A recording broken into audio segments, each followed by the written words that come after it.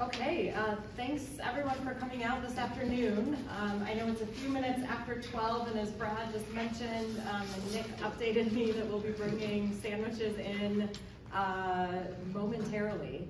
But we'll get started here. My name is Laura Grube. I'm an Associate Professor of Economics and Business at Beloit College. I've had the honor to work with Emeritus Professor of Economics Jeff Adams and Nick Damasis of the Beloit Public Library to put together this series entitled Know Your Local Government. The series has a primary goal to educate residents of Beloit and, dare I say, makes a normative claim that we ought to take an active interest in our local government. So today we are welcoming Brad Boll, who is the Director of Business Services at School District of Beloit Turner. We, as an update on the series, we are in conversation with the Business Services Director with Clinton. We don't have a date scheduled. We're not sure if that might be something that's added to this calendar, but certainly considered for next year's round of Know Your Local Government. So before I hand it over to Brad, I also want to say thank you, of course, the Beloit Public Library for hosting the series, and thank you to Tara Tinder with Stateline Community Foundation for providing lunches for the series. Brad? Hello there. I'll say this, I know Kathleen's worked at Clinton, she's pretty good. When I started at Turner, she was at Clinton, she was my mentor. She says, don't blame her for anything I do, but she then went to East Troy for 14 years, now she's back at Clinton. I'm the Director of Business Services at Beloit Turner. Always appreciate the opportunity to talk about school finance. Bob Chady's here, Dr. McCarthy's here. That probably makes all the people in the room who ever talk about school finance on a regular basis. I want to thank Beloit College Department of Economics and Business, Beloit Public Library, and the Stateline Community Foundation, because I think they provide the lunches for you all. I want to talk about what the series has been, and this is the second year, and some of these same things you saw a year ago. That was when we were in kind of a budget advocacy, talking about what we'd been through, highlighting why schools need more money. But you heard previous weeks Jason Stein from the Wisconsin Policy Forum and Bob Chady, who's here from the School District of Beloit, and I flat out am stealing some of their slides, and you'll see them as we go through here.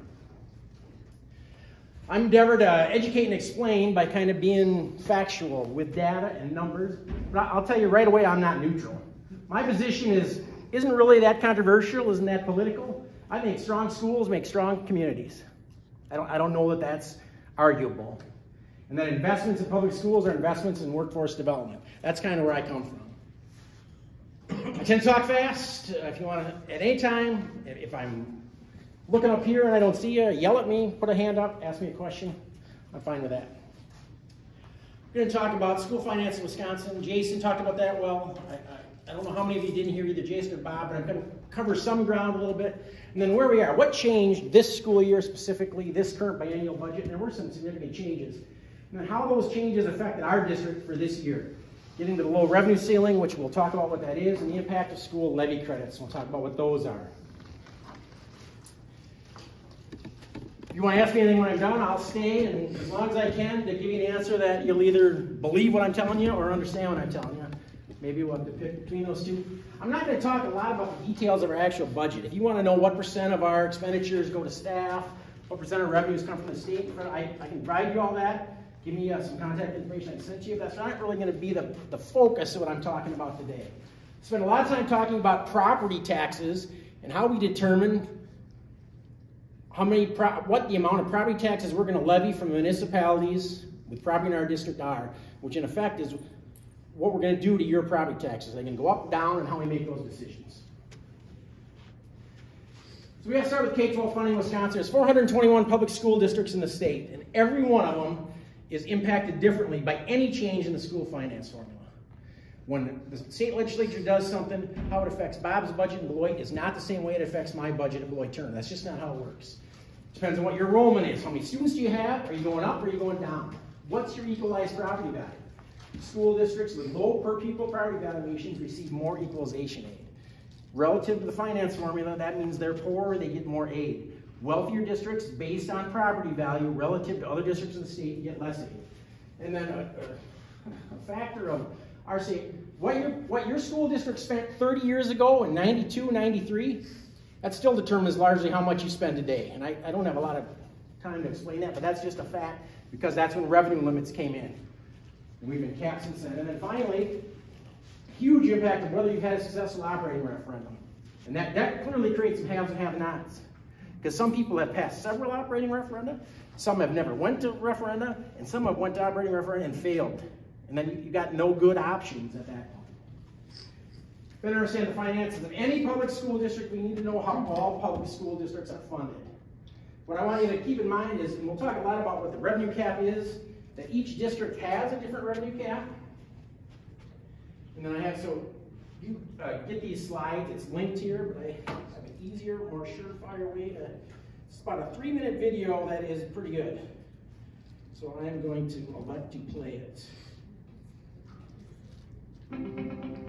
Our public schools are the cornerstone of our community. The education and opportunities we provide for students today shape their futures and ours. Schools, like any organization, need money to operate. But in Wisconsin, funding the needs of our school. Let me do it this way, although you're probably going to have to watch like a toilet ad. I'll tell you. It shows here. Good.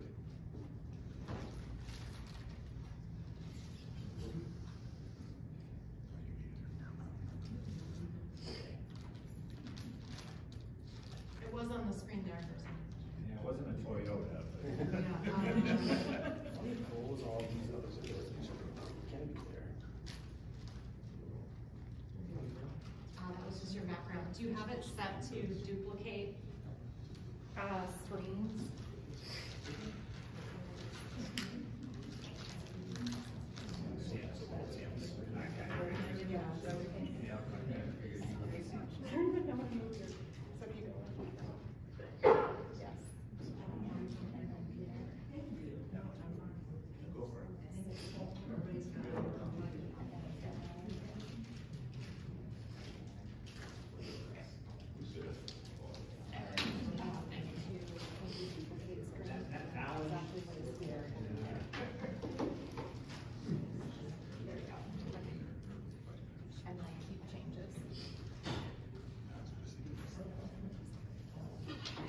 Okay, let's try that again.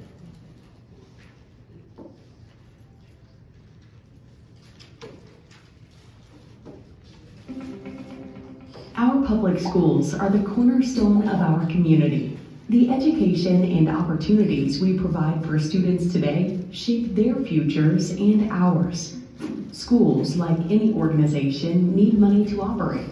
But in Wisconsin, funding the needs of our schools has been a growing challenge. State policy limits how much school districts can spend. The vast majority of school funding comes from a combination of state dollars and local property taxes. It's called the revenue limit, and it acts as a cap per student that school districts can spend each year. Even if school costs go above this level, schools can't spend any more than this limit. From 1994 to 2009, these revenue caps were adjusted for inflation, which meant they helped schools keep up with ongoing needs. But since 2010, the resources districts need to survive have fallen farther and farther behind the basic costs to operate our schools. By the end of 2025, the revenue limit will have fallen more than $3,300 per student behind inflation. With a district of 1,000 students, that's a decrease of more than $3 million. What's more, each district has a different revenue cap, and these caps are not tied to the needs of the students or the cost to the schools that serve them.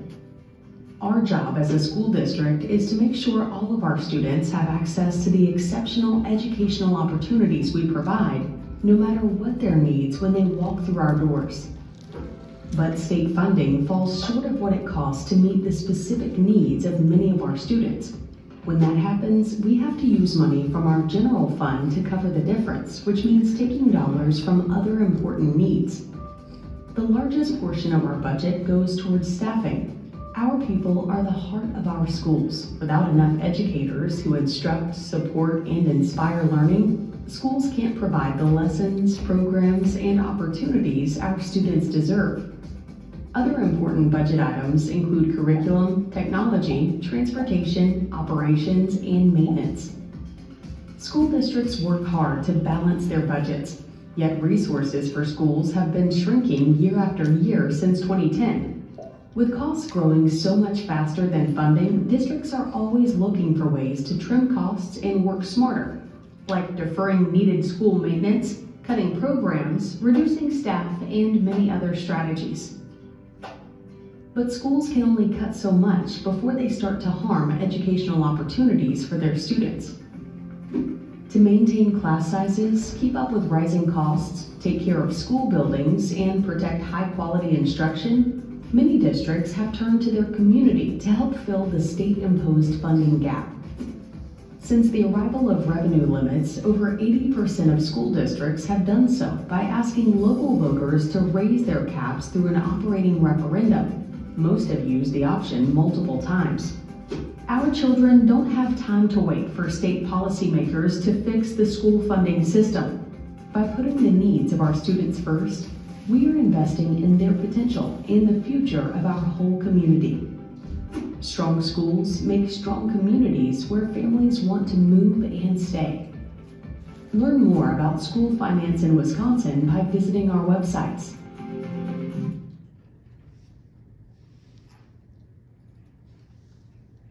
So despite the technology glitch, I think that was a pretty good explainer of what was going on. I gotta just jump ahead. So that's where I was. So this is a slide that Jason Stein used. It talks about what those challenges have been and what the history have been. So this relies on census data. That's why the 2002 data comes from the 2000 census, 2021 comes from the 2020 census. So we aren't going to really get an update to see where we're at until the 2030 census. But it tells the story of what's happened in education funding in Wisconsin. At the same time that we stopped funding public education adequately, coincidentally, our tax burden went down over that same period. The real bottom line is that as a priority of the state legislature and how they put the budget together, GPR is general purpose revenue. That's what funds kind of everything that goes on in the state. 2003, 43.1% of general purpose revenue funded schools, and 20 years later that had dropped to 36.6%. It's become a lower priority to fund K-12 public education. So I brought this in the first admit this is a little cheesy, but in the video they showed you kind of a picture, and they filled it with blue juice and green juice, and once you get to the top of the picture you can't get any more revenue. So this is another visual representation of what the revenue limit looks like. So for us, and it's fairly good percentage-wise, but the red dollars are equalization aid, or the red balls are equalization aid, the white balls are property tax. The clear tube is the revenue limit. If the tube doesn't get taller, I can't put more balls in. So if the revenue limit doesn't grow, I don't get any new dollars. It doesn't matter what they do, and we'll talk about this later, but in the past, what they'd like to do is say, hey, we're going to give you more equalization aid, but in order to do that, you're going to get fewer property tax dollars. The total dollars stay the same, you got no new money. That's the purpose of that. Revenue limit is made up of basically two things: state aid, equalization aid, money from the state, and the local property tax levy. So that in itself seems fairly simple, right? I blame Bob for this because Bob showed this during his presentation. This is the revenue limit worksheet. I'm going to come back to it. And I'm going to come back to what's in the circles there. But this is the School District Beloit College revenue limit worksheet for 2022-2023. I just got this morning. That's why I'm wearing this dorky little name tag. So WASBO, Wisconsin Association of School Business Officials, is currently holding their accounting conference in Middleton. From 9:25 to 10:15 today, so for 50 minutes, you could have went step by step through that sheet I just showed you.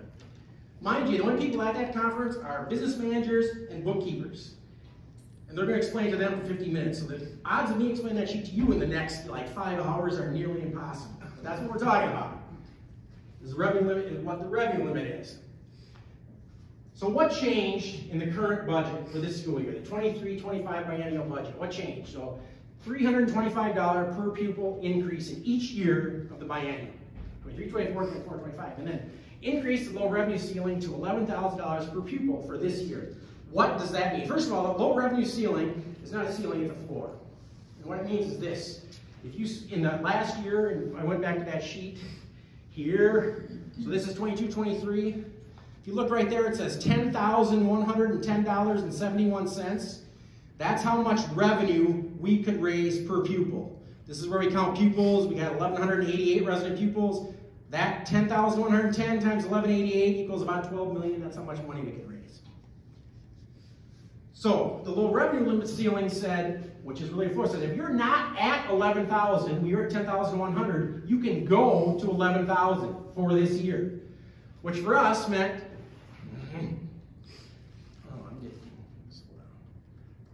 we were at 10,110. We could go to 11,000. The difference between those numbers is $889.29 per pupil. And that's without going to referendum? Correct. Okay. But, so the question becomes, pretty quickly, an $889.29 per pupil increase in what?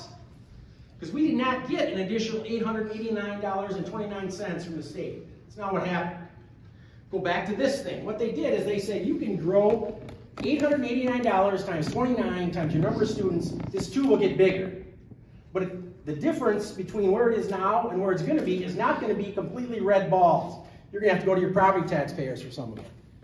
And because for us, $889 for students is a big, so our initial thing, and when we plug it in, and I'll choose, but we're talking about $1 million, which is going to significantly impact the property taxes that our residents pay. So now this is the 23-24. So this is the current year. So here's that 11,000. So the number of students is a little bit different. It went from 11.8 to 12.19, but 11,000 per student times 12.19 students. Now we're at 13.4 total revenue we can raise from both sources. We were at 12.1, so that's $1.3 million. What I need you to understand, going back to the old one, in the blue circle here, that's how much, that's equalization aid. That's the red balls in the tube. That's the money from the state. It was 10.1, 10,100,000. So our total revenue, they're going to allow us to raise 1.3 million more. How much more are they giving us? And now it goes to 10.45, so about 350,000 more. So of that 1.3 million, round numbers, 300,000 is coming from the state, $1 million is coming from property taxpayers.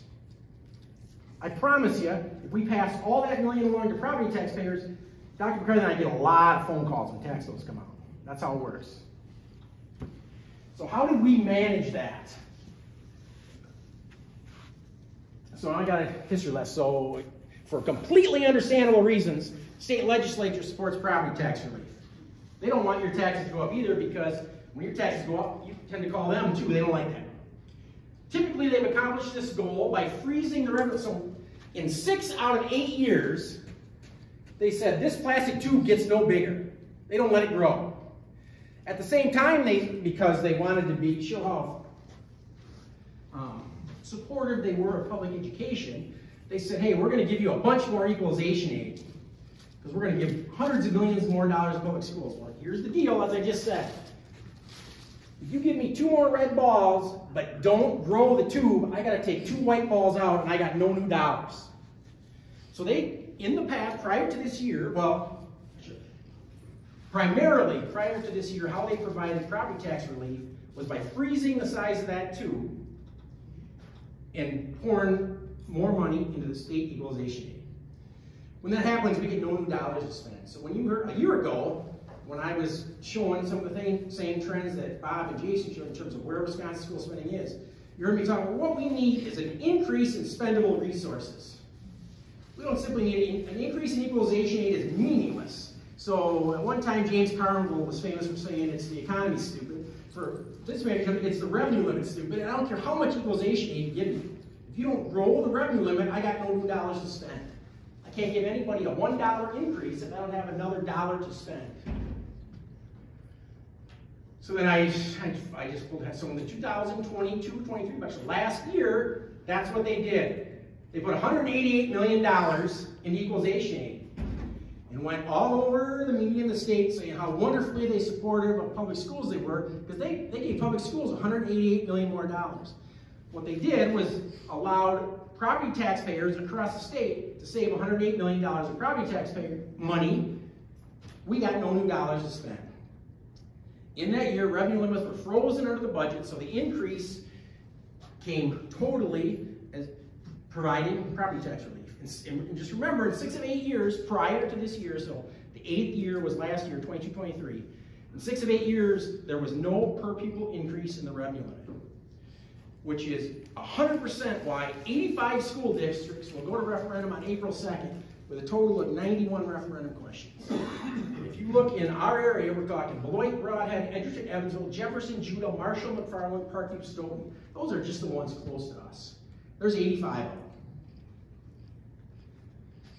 So, only Bob will appreciate that I'm even going to try to talk about this.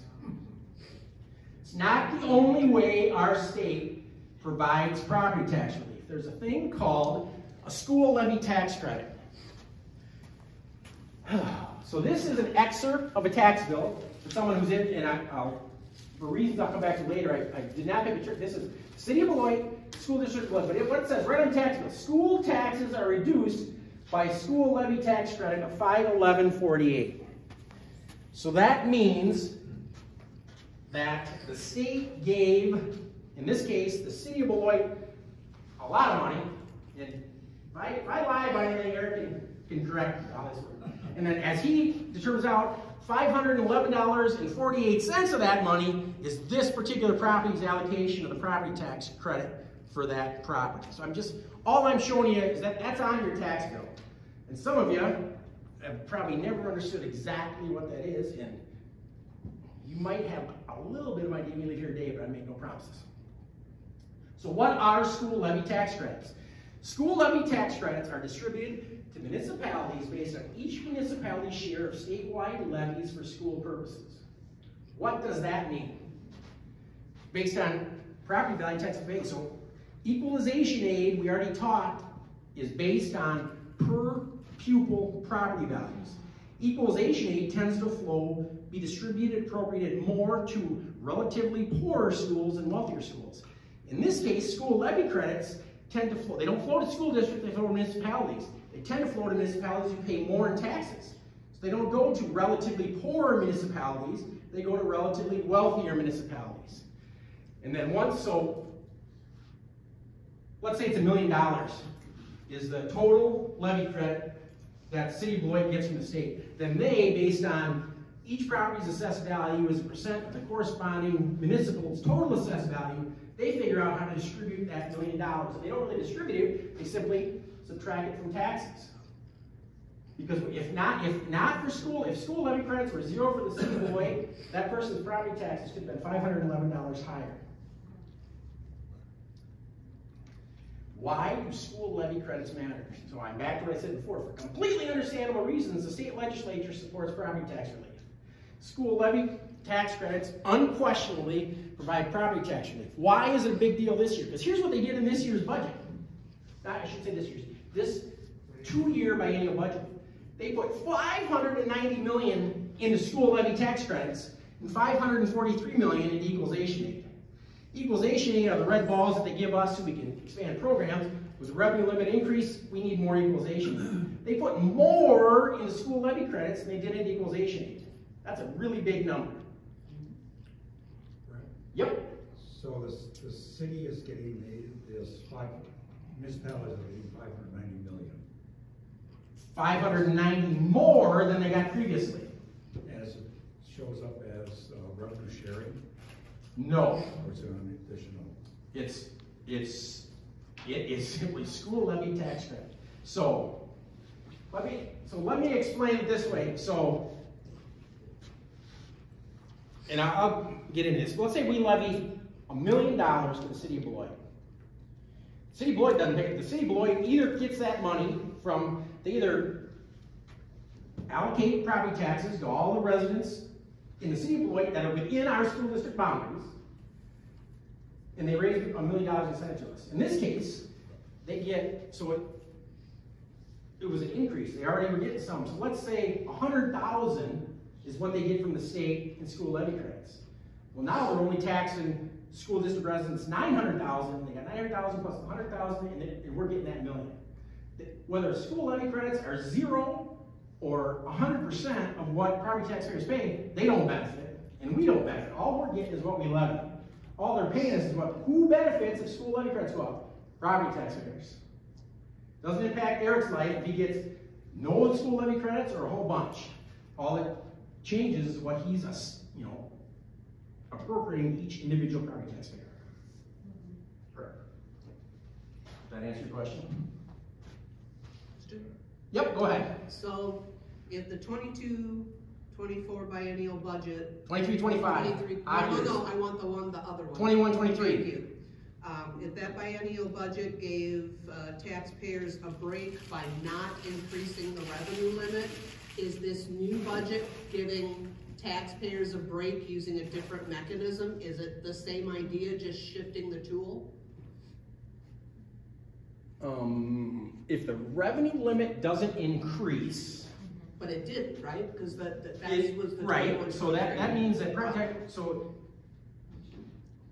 it was. So they didn't, but they didn't. So they were actually providing property tax relief both ways.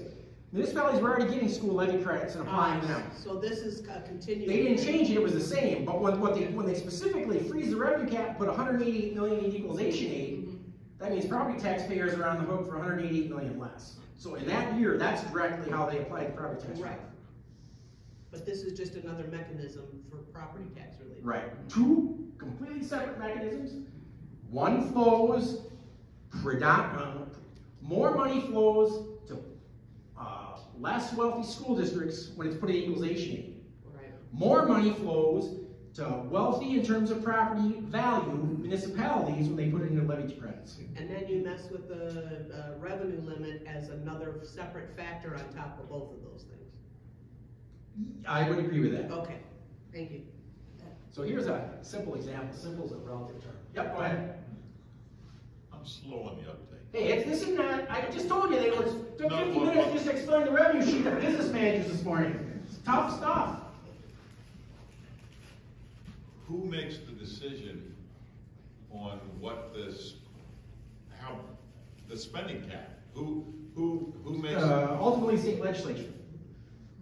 So the governor can propose whatever, and then typically, because we've had a Democrat governor, both houses controlled by Republicans, they throw his budget request completely away. Joint finance starts at 0 and writes their own budget. So the state legislature defines what the revenue limit increase will be, if any.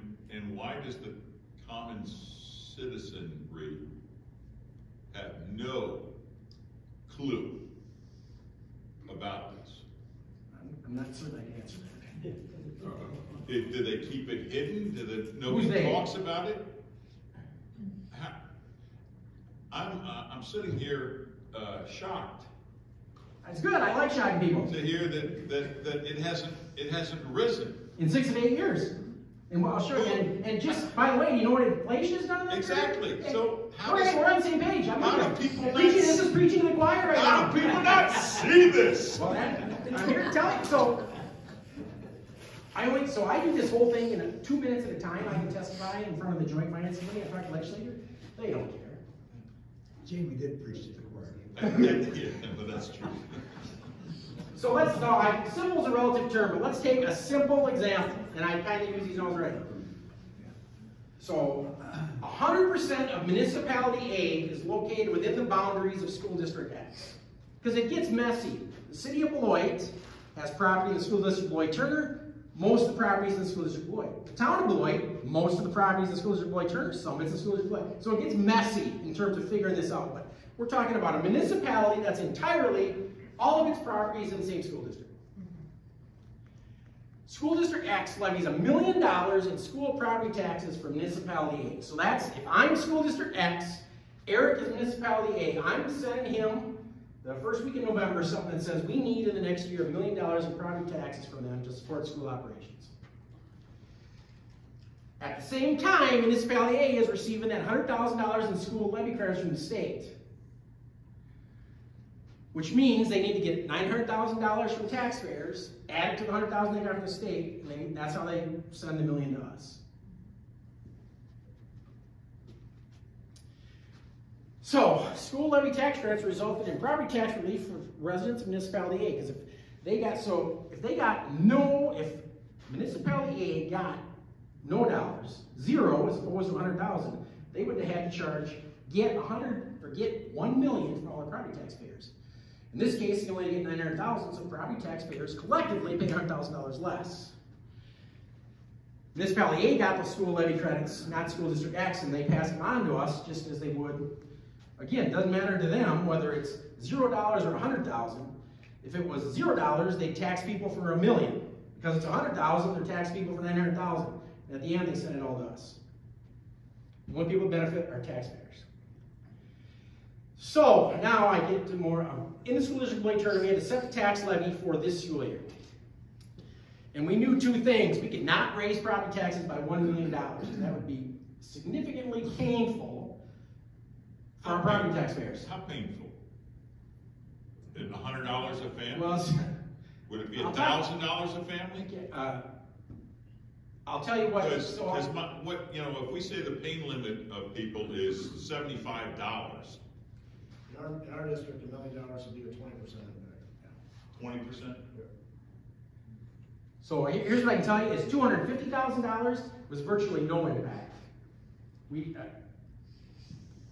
I mean, that's a complicated answer, but I can talk to the efforts. Yep, go ahead. So every time you don't tax to the max, so to speak, that full $1 million, don't you kind of shoot yourself in the foot for the future because you can only so that's muddying the waters a little bit. In this day and age, very few school districts do not use their full authority. Right, but that's what you're talking about here. Correct. It was definitely an issue this year because we had $889 per student in levy authority. But that 89, if you don't levy it this year, that's a gift that keeps on taking. Because correct, but it's the revenue limit is based on a percentage of past budget. Yes, but so but there's Fund 10, there's Fund 38, and there's Fund 39. That doesn't mean anything to anybody else, but when you go to capital referendum and get, we built Garden Prairie Intermediate Schools. We have a lot of debt service on a $23 million building. So we'll look at that. So, but whether we're talking about Fund 10, Fund 30, what our tax levy was, our total tax levy for all funds could not increase by $1 million. So let me get to it. So this is the old one. So Fund 10 was 1.8. Fund 38 was 250. Fund 39 was 3.6. So the total was $5.6 million. So I want you there. I guess what you really need to remember is 1.8 and that 3.6, I guess. Here's the current year, so the new one. The total did increase by about $250,000. I'm going to talk about that a little bit. But 1.8 became 2.8. So there's the $1 million increase. This didn't increase by $1 million, it increased by $250,000. Why? Because this decreased by about $900,000. It's important that every year I levy, so I can accumulate fund balance in Fund 39 to service debt. As long as I have that, this can decrease a little bit. But if I get where I have no fund balance, the minimum this number can be is the current year's principal and interest payments. And that's fairly complicated, but I'm going to stop there with that. So, for this year, we had to answer this question. So, can we take it? So, remember, we knew that the state's going to throw $570 million into levy credits, $540 million equalization. So the question is, can we take advantage of that knowledge and increase taxes by about exactly what the increase for our municipalities and levy credits is going to be? Because if we do that, we can generate more revenue without having to get into the pockets of our taxpayers. So the good news is we could and we did. I'm going to try to explain how, and it's going to continue to not be the simplest thing you've ever heard. So it's really hard to protect how changes will impact property taxes. In our school district, for example, we have property from 4 different municipalities in our school district. The impact on the 4 municipalities will never be the same. And I got to go back here one more time because this complicated sheet at the bottom comes to so right here is a levy rate. This means for us $6.83 as we round that. So that says our equalized levy rate is $6.83. And then you apply that 683 to 100,000, and that's how you get what the estimated tax impact is. And this goes to your question about what's that going to be. But I'm here to tell you that's one equalized levy rate for our entire district. We're made up of 4 different municipalities. That's going to be different in every municipality.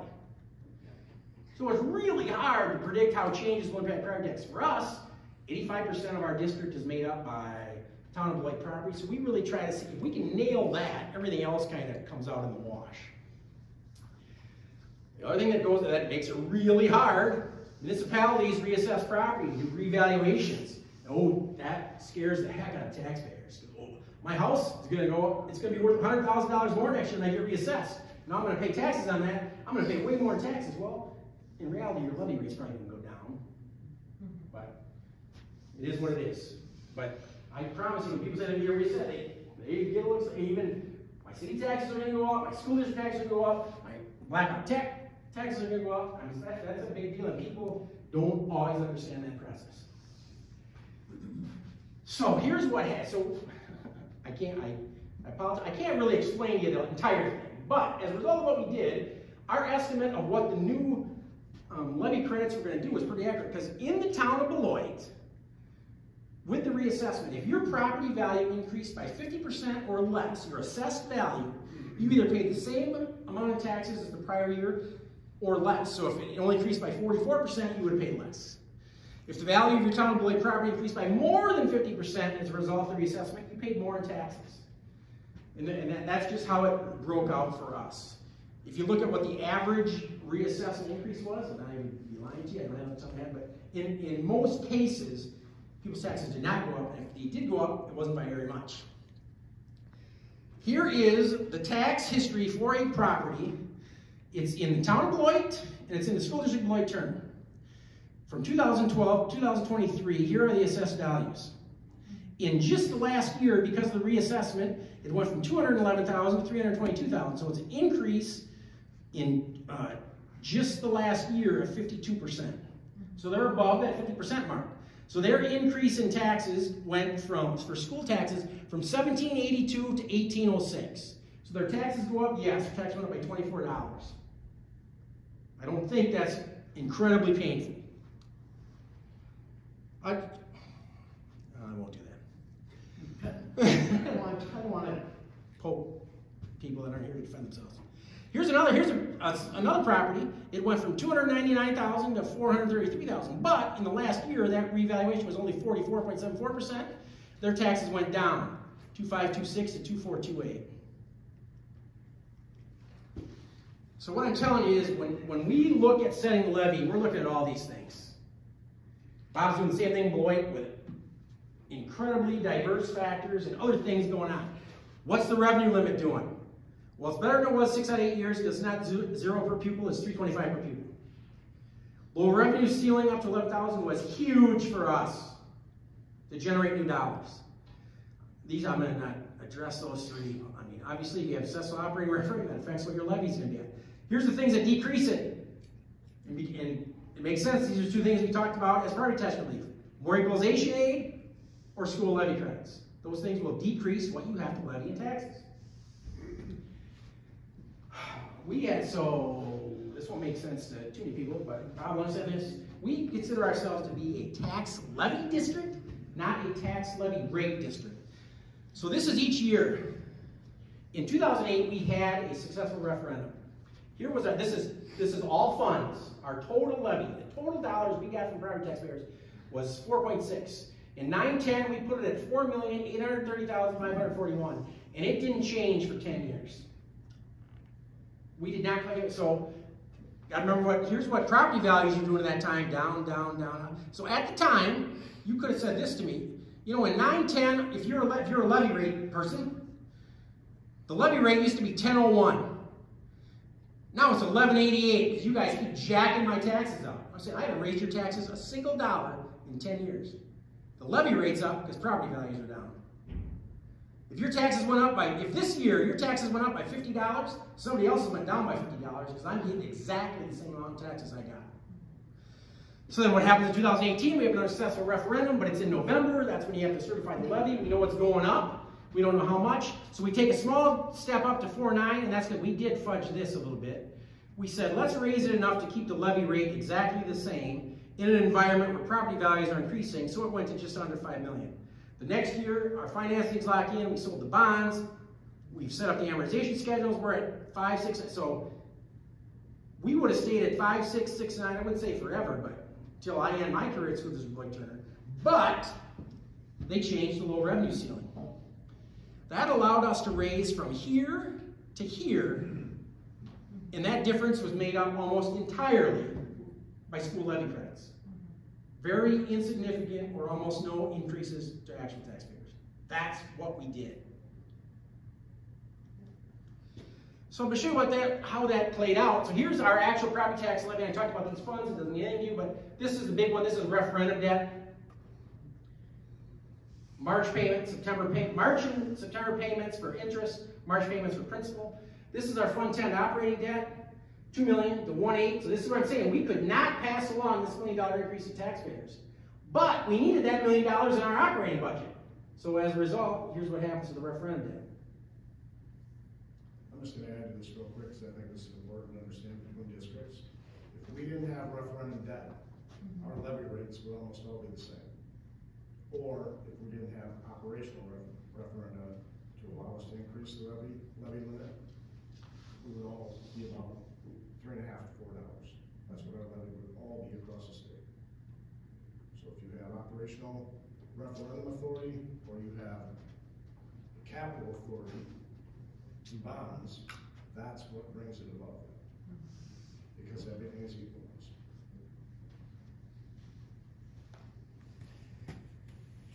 So then here's what it looks like by municipality. Here's why I said it's impossible to tell what happens in the levy rate.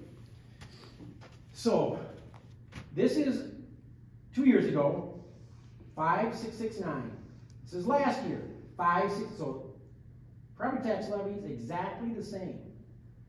But did we levy the same from each municipality? No, because there's reassessments going on. So the city of Beloit in that year had to pay us $67,000 more in property tax levy, and it's because of what percent their equalized value is of the entire district for everybody else. Every other municipality went down. That's why when I say the equalized levy rate is 683. It's not 683 in any of those municipalities. It just isn't. And there's no way for me to tell you exactly what it's going to be. The closest I can give you is equalized levy rate. And all I can really do is say, here's what the equalized levy rate was last year. Here's what it is this year. This was the change, which should predict what the change is in your property taxes. And then this is the current year. And you can see they all go up. But so here's town of Beloit. 4.7, less than 4.7, almost 4.9. 538, 606, 644. And then you can see 19 down, up. 377 down, still below what it was 2 years ago, despite us increasing the levy by $250,000. Just telling you, it's tough to predict. And I'll go ahead. Can I throw in a wrinkle question here? Sure. So, when students, parents from a different district elect to apply and would get accepted to the Turner School District as, I can't remember what you call it, but Open enrollment? Open enrollment.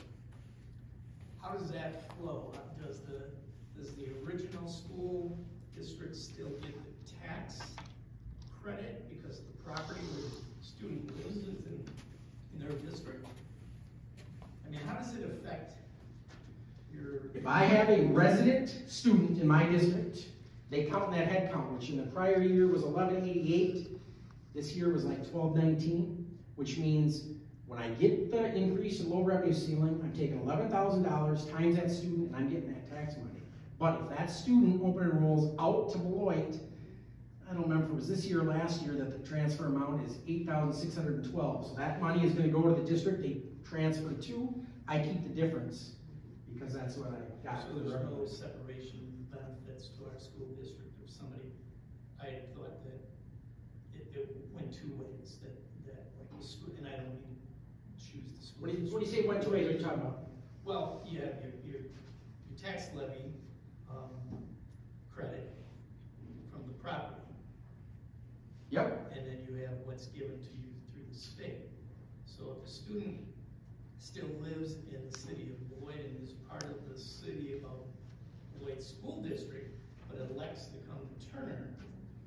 So then assuming they live with their parents would appreciate the increase in school levy credits. They would pay slightly less taxes. But in terms of the taxes and equalization, and it's really all equalization aid, in terms of the money that Beloit gets, there's a transaction where they get, basically some of their equalization comes to us to make up that difference, so that Bob doesn't write a check to me, or his district's my district. If he wants to write a check to me, I'm all for it. And what level are we at right now for the number? I'll get to that at the very end. Am I ahead of the game? I'm sorry. No. Because you know who we are, and I look at that question, I have some, so I said I want to get through these 37 slides, slides 38, 39, So I want to talk about, so there's, in general, and so some of you know who Todd Berry was from the Wisconsin Taxpayers Alliance. This comes from something they published in 2014, which is, it's a 4-page newsletter, one of the best things I've ever seen in property taxes.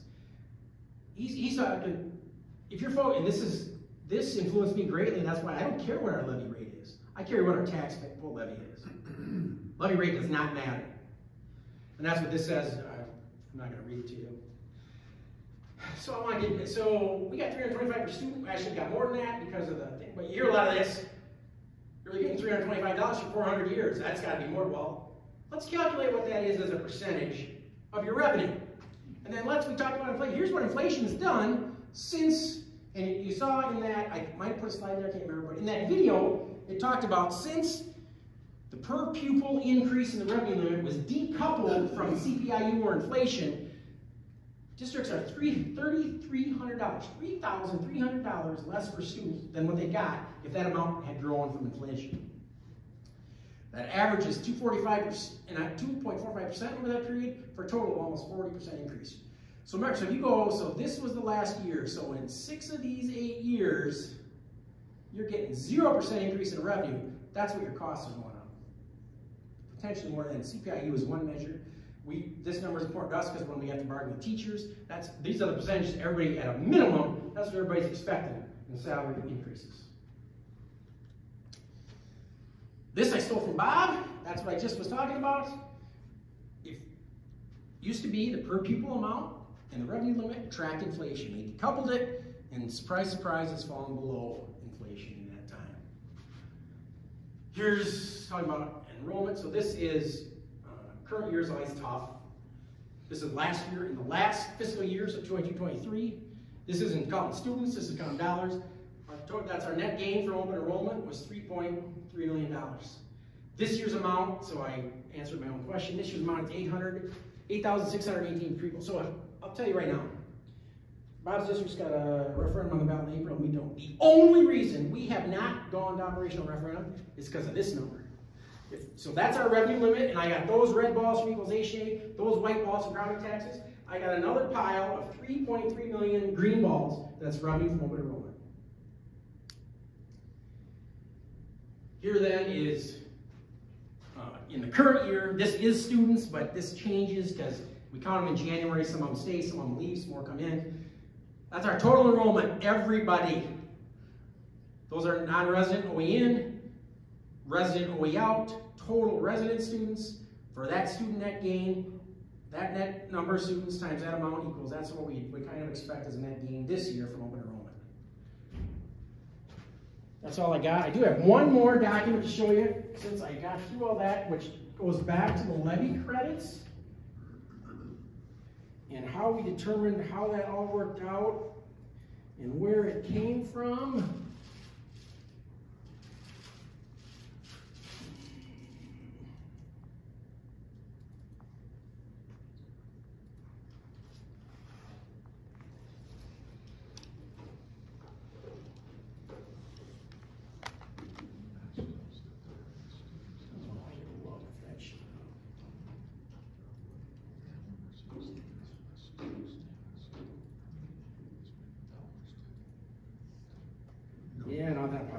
But basically what it's saying is this, is what did happen to levy. So the reason it was important for us is because we knew how much levy credits were going up.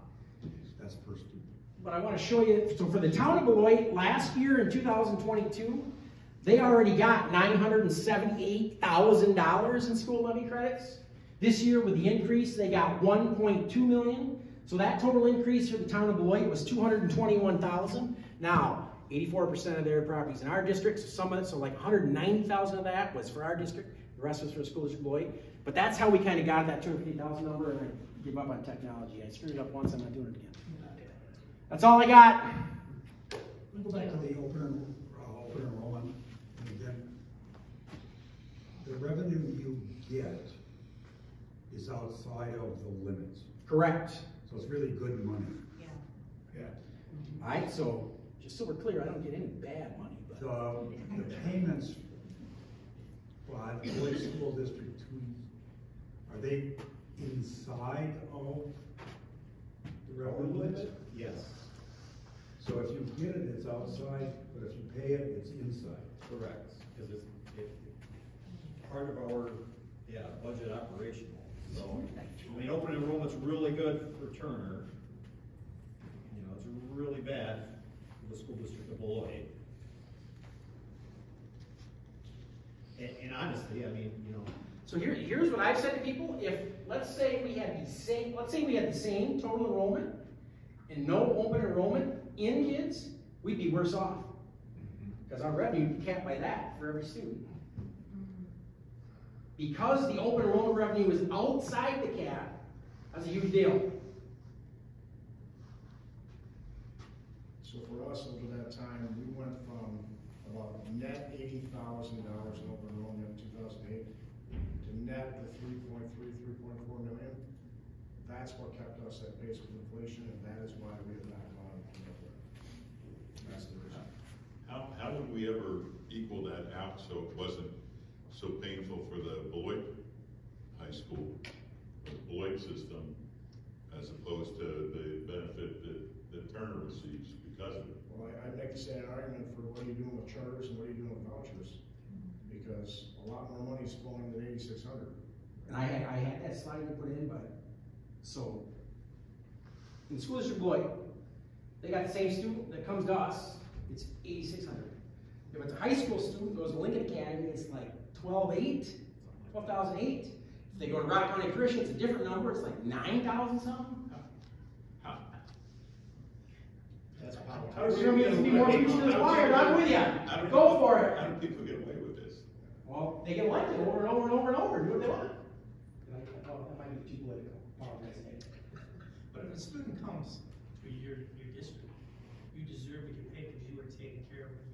You were spending all the expenses for this. Well, I would disagree with that, but why do we deserve 5,000 less than Lincoln Academy for an 11th grade student? I agree with that, but you deserve to recover the expenses you have for taking care of that student. I got no disagreement with me. Sure. So I was trying to get to the end of that open enrollment, but I didn't make much sense. Could we talk a little bit about expenditures per student, because we've been focusing Yes, so on, yeah, if I could figure, so because there go to Jason's, go to the Wisconsin Policy Forum and look at that. there's a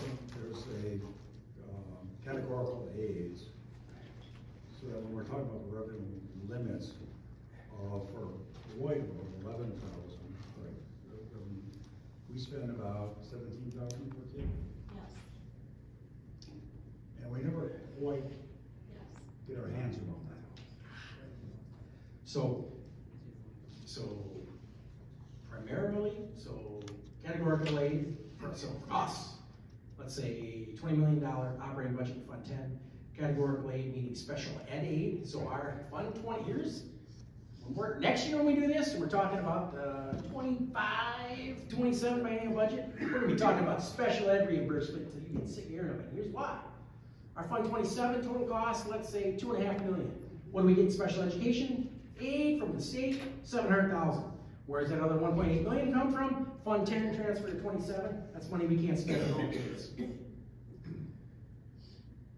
And Beloit Special Ed Fund is way bigger than that and getting just a little bit more than what you get. Yeah, it's on a percentage basis. Yep. And then there's a per pupil aid. For us, I can't remember what that amount is, but for us it's about $900,000. That's a categorical aid that they created.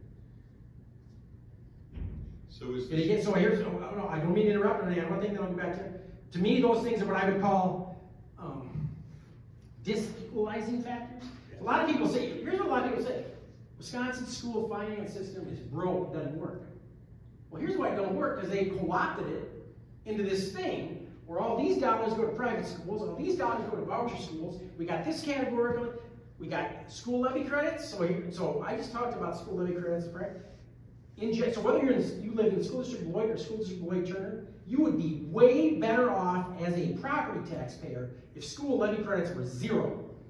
And all those millions of dollars went into equalization aid, because guess what? There'd be more red balls in there, they'd need less white balls to charge you taxes.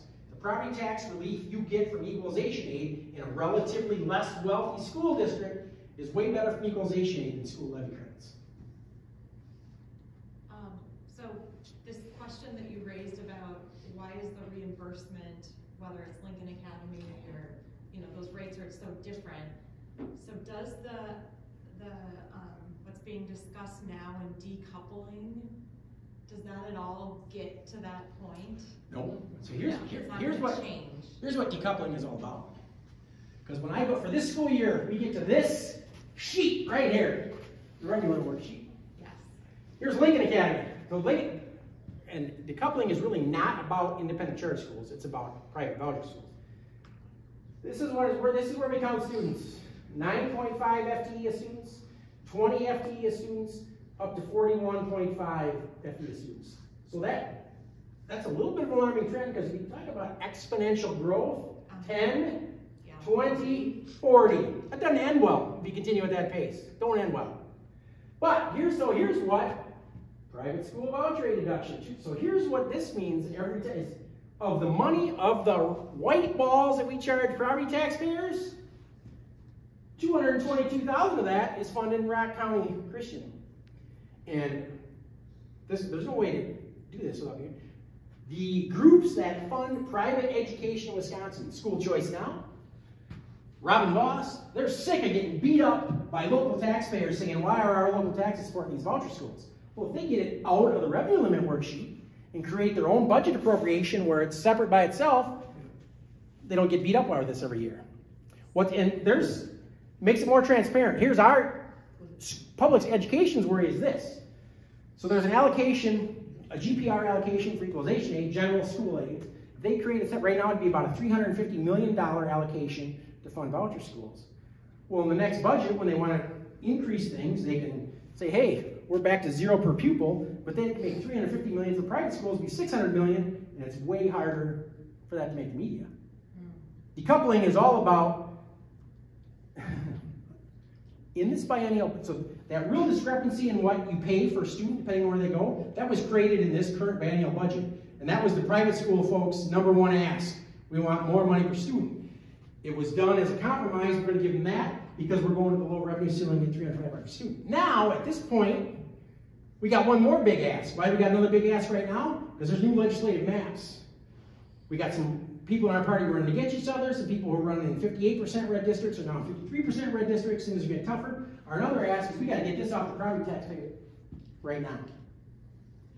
That didn't happen because people kind of saw what there was, and there's not a lot of trust in the legislature to continue to fund both systems adequately. Yes, Don. So the Lincoln Academy is a public school, and Beloit Turner is a public school. And when a school district or Beloit student goes to one or the other of those opt-out choices, the effect is different. The financial effect is different. Correct. What for the same, whatever grade they're in, you pick a grade, and there's a different number. If it's, I think it's K8's one number and 912's another number. But yeah, for they come to us, it's 8,613 regardless of what grade they're in. If they're in 4K, they only count 0.6. But what is the, let's call it, political rationale for that difference? Because the party that could make that happen is a big supporter of private schools. They don't like public schools very much. Well, but, I mean. That's the political answer. It's a public school. Well, it's an independent charter school, authorized by Office of Educational something at the University of Wisconsin. So I would say it's not, but. When you compare school districts, we lose to Beloit, we gain from Beloit. They do the same. We don't gain anything from the one we get. There's no gain. There's no way to take it. So that's the difference. And the reason for the difference in per pupil is because it costs you less to educate an elementary student versus a high school student, because there's way more things happening at the high school. So when you look at, when people talk about K-8 districts trying to compare their overall levy rate to a K-12 district, that's not comparable. You have to add their high school tax onto it on top of that when they're in a unified high school district. So they're gonna double their taxes as soon as you add the high school number on. So you can't compare a K-8, pick the district, Yeah. it doesn't matter. Salem, Wheatland, all those people in Southeast. Who's a K-12 district, or Beloit Turner, who's a K-12 district. Until, like Bigfoot, you add Bigfoot Union High School on to whatever feeder is coming into them, and then you're gonna get your actual levy rate for K-12 education that they pay. There are people out there who are trying to make those comparisons. Those are not comparable. Like, you can't do that. When you add Union High School to it, you will at least double, if not more, what the actual levy rate is going to be. So if you live there on your tax bill, you have two school districts that you're paying taxes to, the K-8 district and the high school district. Yep. Now this guy agrees, I agree with everything he said so far, so here we go. How does this get fixed? We ain't got time for that. Brad, can I, so I think we're almost out of time. Yeah, I think we're. You know, I really appreciate you coming out, and, you know, another question that I have is just, you know, how do you think about communicating with your taxpayers, right? So in what ways do you talk to them about the levy, and then, you know, another group of people that you can use to communicate with your taxpayers is school board members. So how often do you interact with school board? How do you make sure that they are understanding this information at, It's really tough to communicate with stakeholders. About the best thing we can do is prepare our board to answer those questions. Like when we did the Garden Prairie referendum, and we had the listening sessions, we're way smaller. We'd have 8 people show up to listening sessions. yes. And multiple listening sessions. So I mean, it's really hard to communicate with stakeholders. The best thing you can do is, and no offense to anyone, but the Beloit Daily News doesn't cover public schools like they did 5 years ago. So they're not even talking about But it. in fairness, reporters aren't business managers either. Right. They're trying to explain things, Yeah. terminology that many just are not going to understand. So we always try to give our board member, you know, when you get this question, here's where, like, that's, you know, that video I showed, we would share that, I mean, things like that, so that when you get these questions, here's where you can point folks to. Can you trust does WEAC really endorse certain candidates? Can we trust that? I'm not answering that question about whether I can trust WEAC. I mean, if we're just talking, yeah. I mean, who do we? Here's what I say, post Act 10, WEAC's fairly irrelevant. Yeah. That would be my general statement, and that's no offense to anyone either, that's just a fact. We know when we negotiate, they're gonna come and ask for the maximum increase. Like, question, can you afford it? Like, can you really afford an 8% increase in pay? When you weigh that, and really go to the Wisconsin policy form. I almost put that link on That here. really shows you expenditures in a fairer understanding. There are some websites out there that do not show what your expenditures truly are. So I know we're over time, let's take 30 seconds, but so for this school year, the bargaining CPI was 8%. Initially, we knew 325 per student, so we kind of settled in the spring at 4% and said, hey, we're gonna revisit in the fall. We need to learn more about this little revenue ceiling, certified late development. So we, even with the 889 per student, the $1 million increase in Fund 10, we didn't get 8%, we got 6% for salary increases for employees. We didn't get to 8. And that's a big deal. Everybody's competing for the same people. If you say our budget is what it is, we got to freeze salaries for next year, that means X number of people are leaving to go to another district. How are you going to replace them? And I've said this a million times with a million people. We're not just competing with Bob for a custodian anymore. I'm competing with Quick Trip, I'm competing with Amazon, I'm competing with all those folks. I'm way over. I'm happy. Go ahead, Miss Whitworth. So here, I'll tell you a good story. Here's how I got into this job. For 7 years, I'm teaching business education in the basement of Beloit College High School. Nancy Grayson and Madeline Shar are the WEAC union, the BEA reps. I don't even remember what year this was. I don't know. But they settled, and we thought, so I'm talking about me, and then way smarter people like John Short was teaching business ed, Mark Anderson was teaching social studies, Paul Hayden was teaching marketing. So they settled it, whatever, and we thought it sucked. So we complained like crazy, and they said, if you don't like it, you get on the BEA negotiating team. So we did, and I'm like a second-year teacher on the other side of the table from Mr. Winkleman. And that's it. And then so it was consensus bargaining at that time, and Dick Peterson was one of the consultants. Their side's out planning how they're going to cheat us, caucusing. And Dick Peterson got up to me and said, hey, you ought to give this man, you'd be good at it. The rest is history. So anyway, Mr. Winkleman, go ahead. That just popped into my head when I saw that. So. Well, and we did find consensus. It doesn't mean we all liked it. We all ended up this way. Just, you know, I keep thinking about how do we educate legislators? Because, I mean, we've tried, I know districts that brought them in, people have come in to have conversation, brought experts like you all and the superintendents in. What button do we push for them that says, you gotta think about this? The most positive thing I can say is that our current representative from Clinton is way more responsive to communication than our prior representative from Clinton. But here's what, if you go to the, WASB, the Wisconsin Association of School Board, has a legislative day at the Capitol. If you go talk, I'm a huge fan of Representative Sprague, but going to talk now, Senator Sprague, that's preaching to the choir, because he believes in everything we're saying. So if you talk to people in one political party, they already agree with you, so that's a waste of time. People on the other political party don't, I'm telling you, I testify every 2 years at the Joint Finance Committee, and those people are just trying, I think they probably have headphones in, they're just trying to get through the day, because they're not listening to a word you're saying. Yeah. So And I think it's why people like Dale Schultz, Republican, Colin, Democrat, got out of it. They'll tell you, because they weren't allowed to have their individual thoughts within their party anymore. And they weren't going to work across the aisle because they were told you're not going to work across the aisle. We're going to work against you. I'd go one farther and say that's why John Forrester got out of the lobbying business, because things were so bad. He was always so positive, and in the last year or two that he was well, it was just, he said that so, the climate. but what else changed at that time is who was John's best relationship with? Luther Olson. Yep. Luther Olson was another one of those guys who left. Yep. And here's what's happened. So it's not all rainbows and sunshine just on the school district side either.